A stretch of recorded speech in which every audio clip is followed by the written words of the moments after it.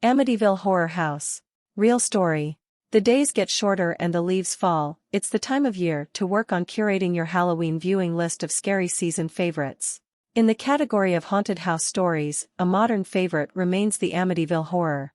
Time has favored Stuart Rosenberg's 1979 version starring James Brolin and Margot Kidder over Andrew Douglas' 2009 remake starring Ryan Reynolds and Melissa George, but what most people don't know is that the film franchise has since spawned a whopping 26 sequels or spin-offs. But none of that would have happened without the actual story behind both Amityville Horror films, the true-life haunting of the infamous residence located in the Long Island, New York suburb of Amityville. It was there on November 13, 1974 that a mass murder occurred inside. And then, a year after, the property was sold for a song, with the subsequent hauntings sending the new owners running a mere 28 days later. Here's what you need to know about the true-to-story, to make your next Amityville horror universe, with many of the films now streaming on Peacock, binge-watch all the more chilling.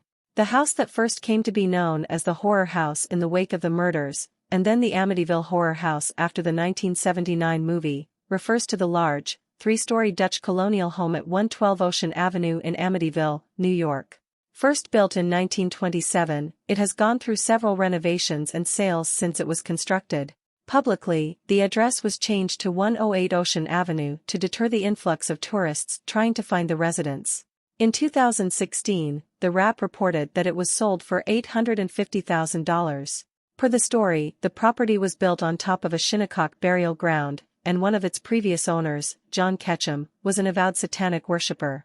Those two rumors are uncorroborated, but are now chalked up to the many fabricated claims about the property that have bloomed from the multiple horror films about the property, and from the book, The Amityville Horror, by Jay Anson.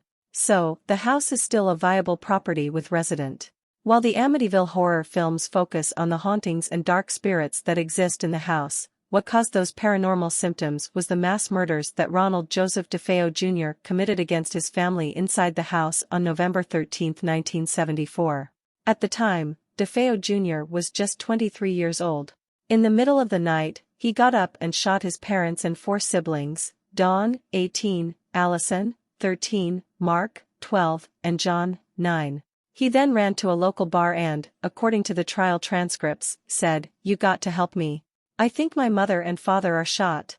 DeFeo Jr. initially blamed a mob hitman, but after intense questioning, and the hitman's credible alibi, he admitted to committing the murders and cleaning up evidence that implicated him.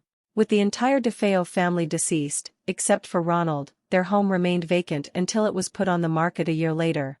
In December 1975,